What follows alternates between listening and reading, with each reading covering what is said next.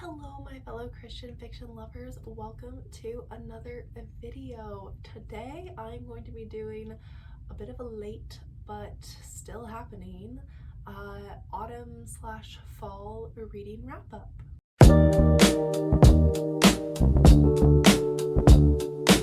Okay, so I used to do this like years ago when I was on the channel where I would do a seasonal wrap up instead of like every month. And I'm gonna do that again because I feel like all the books here in this stack, like some people read this many books every month, but this is how many books I read in 3 months because your girl is busy. Your girl has been finishing up her final semester of college. She has not had time for reading. I still feel like this is like a decent amount of books in the last 3 months considering all the life I've lived. So anyway, I am gonna do a little wrap up and go through, share some general thoughts. I'm not gonna give an in-depth summary and analysis of all of these books, but please, as always, when I talk about a large amount of books, let me know your thoughts on them and if you want to hear specific reviews, because a lot of these are still very fresh in my mind, so I can obviously talk more in depth about them. But anyway, let's just get started. I'm just gonna go through chronologically how I read them. I know some people break it into genre, but I'm just gonna start with, this is like the first book I read in September and then all the way down to the last book I read in November. So, oh goodness. The first book I read in September was The Bitter End Birding Society by Amanda Cox. This is her most recent release and I really enjoyed it. Let me pull up my Goodreads to remember the star ratings I gave everything, but I'm pretty sure that one was, this one I gave 4.5 stars, 4 stars on Goodreads, but 4.5 stars.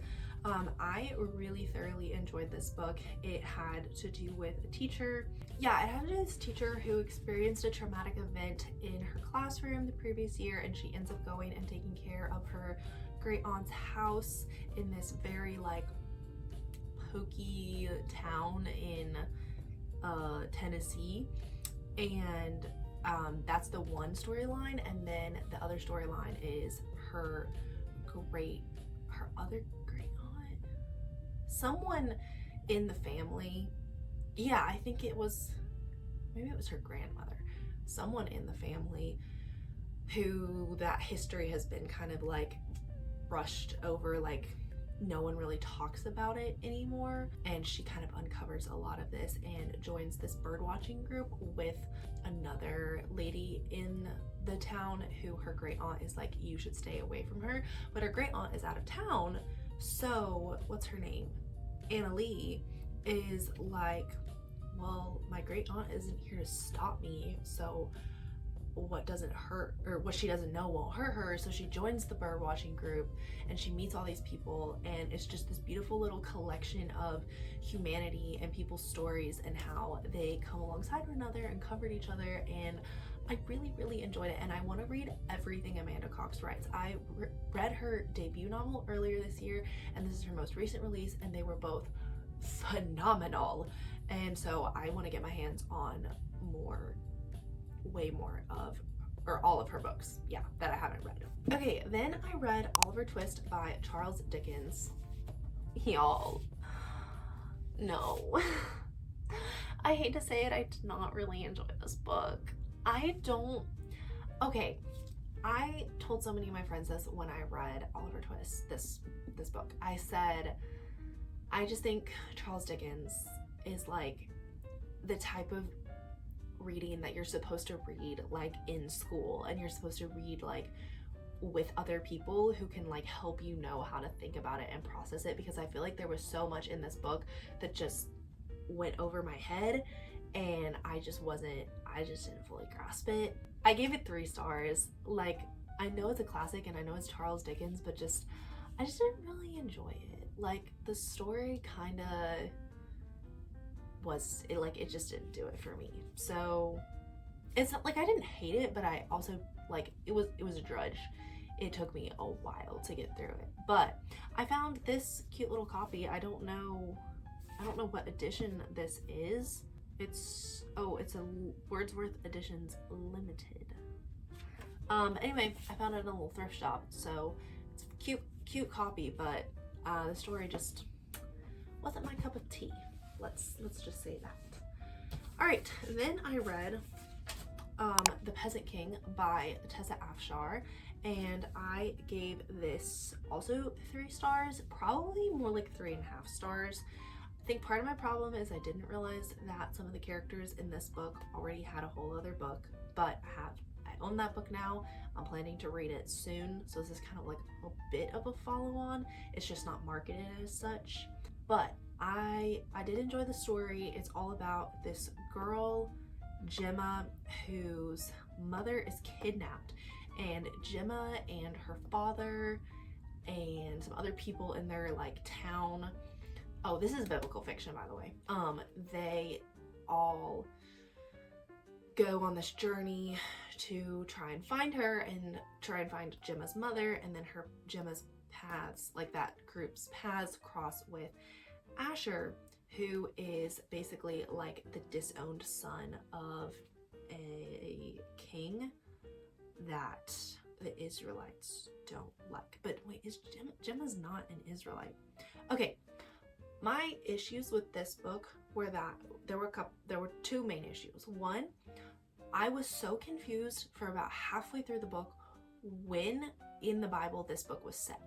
It took me so long to figure out that this was set during one of the exiles, and I'm still not entirely sure like when it was, and maybe that was answered in The Hidden Prince, but I was just confused about when it was, and like, are the characters in here Israelites? Like, they believe in God and they pray to God, but like, what's their relation to Israel?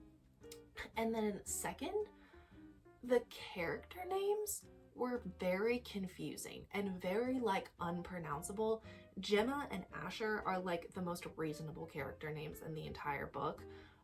Everyone else's character name was like very confusing and hard for me to figure out like how I was gonna say it in my head, and then also like I couldn't keep track of everyone because like my eyes would just kind of quickly pass over the name because I just didn't know how it sounded. And I have a problem, like that's an issue for me if I can't figure out how a name is said. And then a third minor issue that I had with this book is Gemma and her mother's like abilities and freedoms that they had as women in this time period felt just very fictionalized and very much like there's no way. Like Gemma at one point is like going on a journey by herself with Asher, and I'm like, that just would not have happened. So it felt a little made up, but I still did like the story and I thought it was really cool, and like Gemma and Asher's relationship was also like really cool. I need to find a new word than just cool. It was their bond and their connection, like how they came together as friends and interested in one another, was written well, and I did really like it. Okay, and then I have this piece of paper because my next book, I don't have a physical copy of, but the next book I read was The Ruthless Elimination of Hurry by John Mark Comer. This is a nonfiction book. It is very, very popular in the Christian sphere, and I loved this book. It was very convicting, very challenging. I definitely want to implement a lot of the things in that book in my life. It's just hard to figure out how to do so. It's basically a book all about just like slowing down and taking your time with life. It's broken into like 4 main sections of different like habits that he feels the Christian life should embody. And I really like it. Like, I understand why this book is so hyped, and I definitely do recommend it. Next, I read a non-Christian fiction. It's just a secular book, and that is Take My Hand by Dolan Perkins Valdez. And this book I gave 4 stars. I really thoroughly enjoyed this book. So it was all about this woman. What's her name? Sybil Townsend, and she has accepted her first job at a women's health clinic in Montgomery, Alabama, and she gets assigned this case where, like, a home case where she has to go and give birth control shots to these two young girls who live out in the country. And this book is just basically all about her connection with them, and she's forced to reckon with kind of the like family planning industry almost, and like birth control and the prejudice that a lot of like healthcare workers have against young Black women at that time. This was set in the 70s. I thought it was really well done. There was only one or two like allusions to like abortion, but I honestly felt that I was able to look past them really easily. It was not a like the book was not shoving anything down your throat at all. It really was just a book that was like, here's a topic, think about it, and like, here's a topic in a story form, think about the implications that it might have on someone's life, and like realizing that this happened to actual people. Definitely look up some trigger warnings for this book. There were some graphic things in it, not like sexual or anything like that, but just some medical violence and abuse that I was not prepared for. But yeah, I did like it. I gave it 4 stars, and I would read something else by this author before. I also want to say it only had like 1 curse word in it, if that. I can't remember exactly. All right, and then I read And Then There Were None by Agatha Christie. This was around Halloween time, so I wanted to read a mystery. So this is basically based off of the poem, it's like 10 Little Soldiers or something like that. Okay, well, there's no title to the poem, but it's this poem that's like 10 little soldiers went out to dine, one choked his little self, then there were 9, and like every stanza another soldier boy like ends up dying. And so these 10 random people are invited to this island, and they start dying off, and it's basically like a mystery of who's killing them off. They all suspect one another, and I did not see the ending coming like at all. I was very confused. This is some minor spoilers. For some reason in my head, I thought that like it was going to be revealed who did all the killing, like before everyone was killed, and like that's not what happened. Like everyone actually did die, and so that kind of confused me a little bit, because I thought that the murderer would be found out first, but it is revealed at the end who the murderer is, and that was very satisfying to figure out like how they did it all.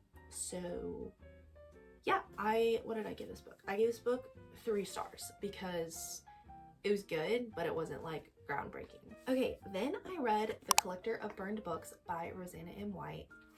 5 stars, chef's kiss. This book was so good.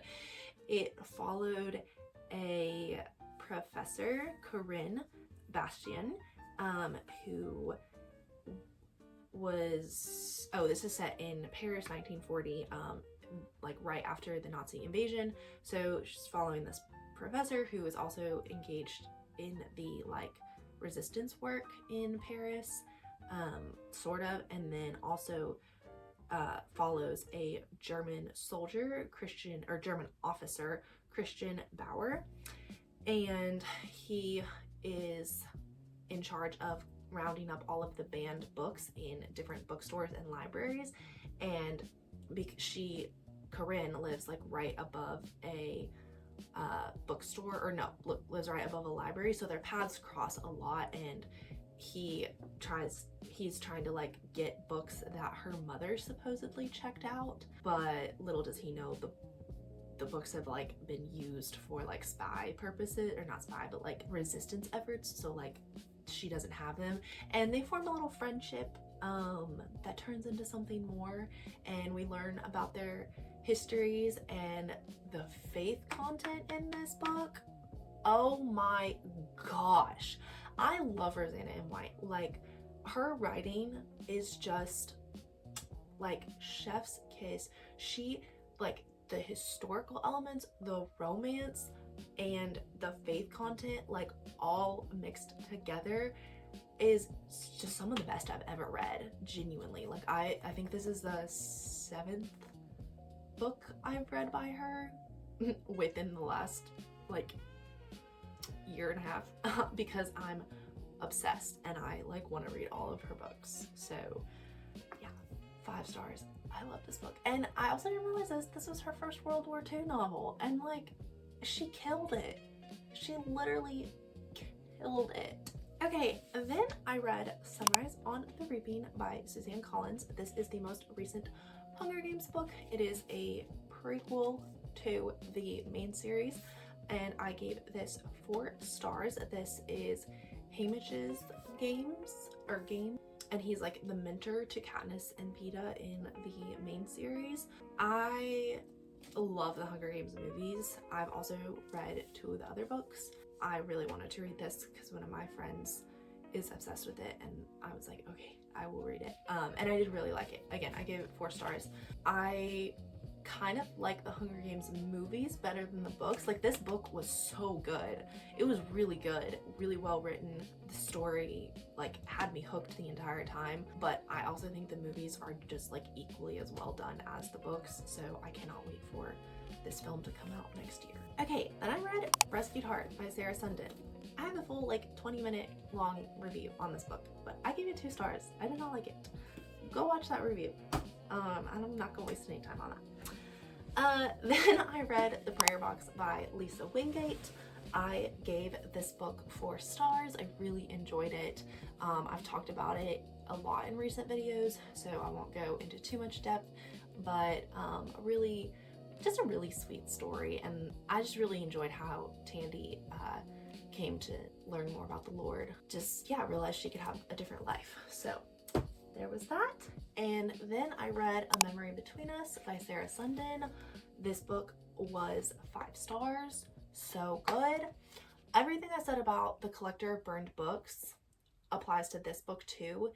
Like, the historical knowledge, the faith content, and the romance are just all so equally intertwined that, oh my gosh, it was so good. It was so good.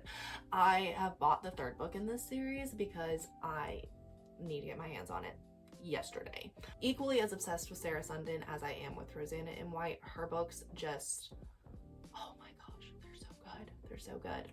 But yeah, this book follows another Novak brother who is a pilot in World War II, and he meets this nurse, Ruth. Yes, he meets Ruth, and they form a little relationship, and there's so much drama and so much like, but not drama in the sense that it's like melodramatic or anything like that, or like it's like comedy drama. Like, it's legit drama and action, and like I felt for these characters like big time. Also, oh, this is another thing with Sarah Sundin novels, especially this one, the friendships. Like, Ruth becomes friends with May. I want to say her friend's name is May. Yes, May. And then Jack's friendship with with the bomber on his airplane. I just really like how she writes the friendships, and how it's not all about the relationship between the love interests. It's also about the friendships, and how like the people around us really influence us, and it's not just about who we're attracted to. So and families. There's a lot about families in this book too. So I greatly appreciated that. It felt very real life to me. Okay, and then finally I read Nearly Beloved by Kendra Brockus. I got this recently. This is a new release. I gave this book 3 stars. It is about Dylan Turner. It opens on her finding out at her dad's funeral that she is not biologically related to him, and Miss Girl has a spiral. Oh my gosh, she spirals to the point where she ends up traveling to, where does she travel to? I think she travels to Florida. She travels to Jacksonville, Florida. She spirals and she travels to Jacksonville, Florida to try and find her long lost relatives, and she ends up like meeting up with like her old high school boyfriend, and it unpacks a lot of her trauma, poor childhood memories. She finds out a lot about her parents, how they weren't exactly who she thought they were. There was no fake content in this book. This is like, it was clean, it was completely clean, and it was good.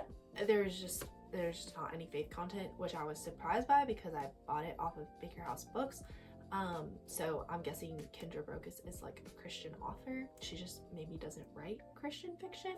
I guess that's like maybe a minor complaint of mine, is like there were so many elements of this story where I thought like there could have been faith woven into it, but it's okay. Like I'm not mad about it. I just kind of, after about halfway through the book, I was like, okay, so this is like not a Christian story. I think my only like minor complaint with this book is that Dylan is 30. She just turned 30 at the start of this novel, but a lot of times she kind of acts like a 20-year-old. And I know a bombshell was dropped on her, and like she's spiraling, but I felt like she could have made some decisions with a bit more maturity. But by the end of the book, she kind of reaches this point where she becomes more mature and has a lot of character growth. So it fits with the story. I just didn't feel like I was reading a 30-year-old's perspective a lot of the time. But I've never been in her situation, so I would not know. So those were the 12 books that I read this September, October, and November. So I averaged about 4 books a month, which is like 1 a week. So I think that's pretty good. I did pretty well, and I mostly enjoyed everything I read. I had 2 5-stars in there, only 1 2-star, a couple 3 stars. Anyway, I don't need to you just listen to my ratings on all of them. But yeah, let me know if you've read any of those books, if you want some more in-depth reviews on them. I gave very general overviews, I know. Let me know all of the things in the comments. So thank you so much for watching this video. If you want to see more content like this, go ahead and like and subscribe, and I will see you in a video very soon. Bye!